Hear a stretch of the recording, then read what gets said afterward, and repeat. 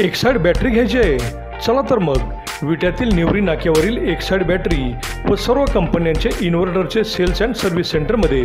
आमचा पत्ता diamond battery, Shri Ganesh battery, Nevari नाका, विटा. प्रोप्रायटर शंकर नाना मोहिते. संपर्क 77 500 58 005 व 94 224 10 172.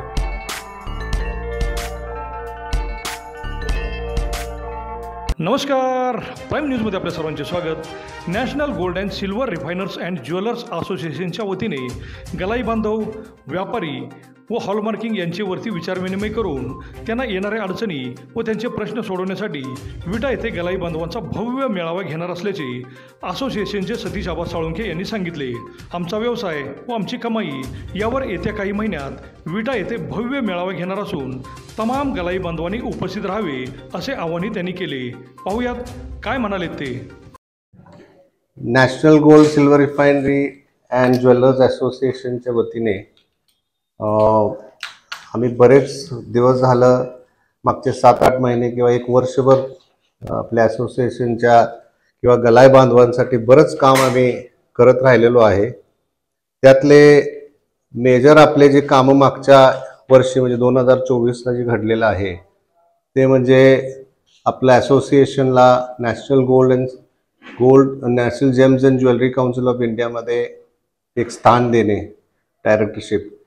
दुसरी गोष्ट म्हणजे BISने आपल्या कमिटीमध्ये जे हॉलमार्किंगचं जे बुलियनच्या हॉलमार्किंगच्यासाठी जे नवीन आता नियम ते काढणार होते, त्याच्यात आपल्याला कमिटीमध्ये तिसरा अंग म्हणून सिलेक्ट केलेला आहे, जिथं कुठलीही गोष्ट उद्या एक नियम बनायच्या अगोदर आपल्या लोकांना किंवा आपल्या असोसिएशनला विचारल्याशिवाय कुठलाही नियम ते काढणार नाही.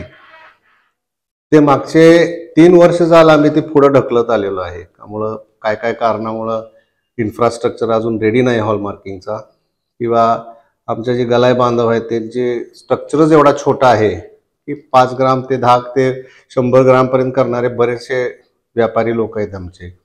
त्यांच्यासाठी आम्ही 18 ते 20 महिने पुढं टाईम विचारलो होतो आणि त्यांनी ते मान्य केलेलं आहे. ते कशासाठी मान्य केलं? बिकॉज आपण already national gems and jewellery काउन्सिलमधलं आपण एक व्हॉइस असल्यामुळे किंवा एक शब्द असल्यामुळे त्यांनी ते आपल्याला स्पेशल कॅटेगरीमध्ये आपल्याला टाकलेलं आहे केंद्र गव्हर्नमेंटने, ब्युरो ऑफ इंडियन स्टँडर्डच्या बरेच मीटिंगमध्ये. त्यामुळं आपले जे प्रतिस्पर्धक आहेत, जे BISचे मोठे रिफायनर्स आहेत, त्यांनी ऑलरेडी आपल्याबद्दल असं एक धोरण बनवलं होतं की हे लोक प्युअर सोनं मार्केटमध्ये देत नाहीत किंवा 99-50च्या खाली देतात, 99-90 यांच्याकडे क्षमता नाही आहे.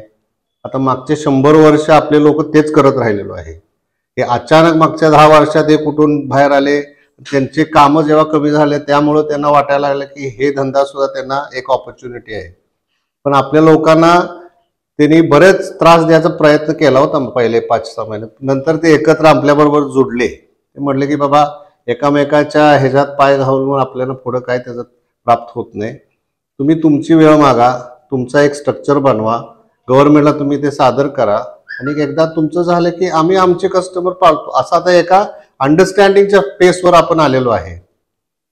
फक्त एकच आहे, बरेच नियम आणि रूल्स बदलत राहतात. म्हणजे महिन्याला आमच्याकडे ड्राफ्ट्स येतात, डॉक्युमेंट्स येतात, गव्हर्नमेंटकडून आपल्याला कमेंट्स द्यायला येतात.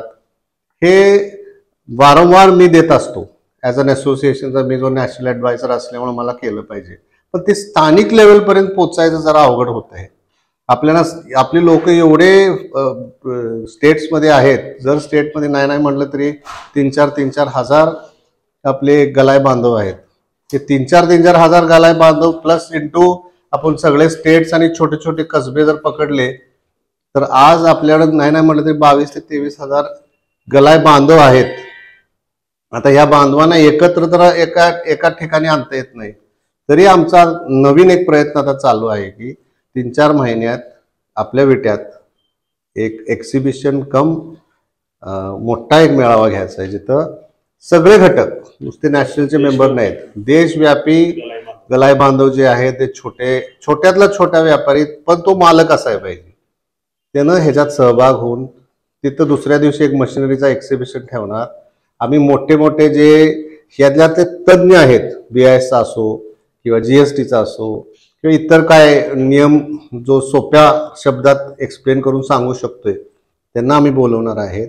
एक 5-6 तासाचा तो एक दिवसचा पूर्ण सेशन असणार आणि दुसऱ्या दिवशी एक्झिबिशनचा सेशन असणार.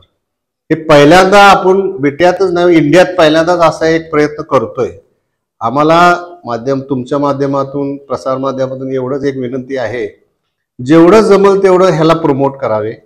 जिथं आपल्या लोकांना हे डायरेक्टली इफेक्ट होणारा धंदा आहे, तरी एकत्र यावे, ऐकावे. तिथं काय आपण काय कुणाकडून काय प्रेशर नाही की इकडे जॉईन व्हा तिकडे जॉईन व्हा, कुणाला काय पैशाचा काय मानदंड नाहीये. फक्त अटेंडन्स पाहिजे, त्याचं रजिस्ट्रेशन करावे लागेल, ते कुठून काय येत आहे त्याचं आपल्याला माहिती दिली पाहिजे आणि एका छताखाली एक भाव एकमेकासारखं एकाच पातळीवरती आपण आहे समजून एक मीटिंग आम्ही 1-2-4 महिन्यात घ्यायचा विचार आहे. प्रतापदादा साळुंखे यांच्या स्मरणार्थी कदाचित मार्च जयंतीनिमित्त आता आम्हाला करायचा एक उद्दिष्ट आहे. बघू कसं कसं होतंय आणि जेवढं तुम्ही आम्हाला प्रमोट करशील, जेवढं ह्याच्याबद्दल तुम्ही माहिती देशील लोकांना, त्यामुळे हे आपल्या वेट्या भागातच नाही, चार तालुका किंवा या पूर्ण डिस्ट्रिक्टला किंवा या जिल्ह्याला इफेक्ट होणारा एक धंदा आहे. हे बंद झालं तर अक्षरशः आपल्या लोकांना आता रस्त्यावर उतरल्याशिवाय दुसरा पर्याय नाही. आणि ही संधी का घ्यावी, का म्हणून आपल्याला जेव्हा गव्हर्नमेंटच आपल्याला एवढं साथ द्यायचं ठरवलेलं आहे, आपण ती एक मोठी ऑपॉर्च्युनिटी समजून त्यांच्याकडे आपलं सगळं प्रॉब्लेम सांगायला शिकायला पाहिजे. आपल्याला असं वाटतंय की बाबा ही असोसिएशन फक्त छोट्या थोड्या लोकांसाठी निगडीत आहे, तसं नाहीये. हे असोसिएशन मध्ये जेव्हा नियम बदलतो हे सगळ्यांना पूर्ण गलाय बांधवाला इफेक्ट होणार आहे. आणि लवकरात लवकर लोकांनी ह्याची संधी घेऊन लवकरात लवकर आम्ही आता मीटिंग्स ठेवणार आहेत, त्यात रजिस्टर करावे. बिट्यात किंवा कुठली तारीख आहे ती लवकरच कळवू आम्ही तुम्हाला. आणि तुमचं सतत सहभाग आहेच, पण आता जरा थोडं जोमानी करायला लागणार, कारण हे एक मोठा लोकांचं एक लाईफ अँड डेथचा एक सिच्युएशन आलेलं आहे. ह्याच्या पुढे आता काय राहिलेलं नाहीये. शेती तुम्हाला माहितीच आहे कसं आहे, ह्या व्यापाराशिवाय पैसा ह्या विट्यात येणार नाही किंवा ह्या भागात येणार नाही. त्यामुळे प्लीज इथेच विनंती आहे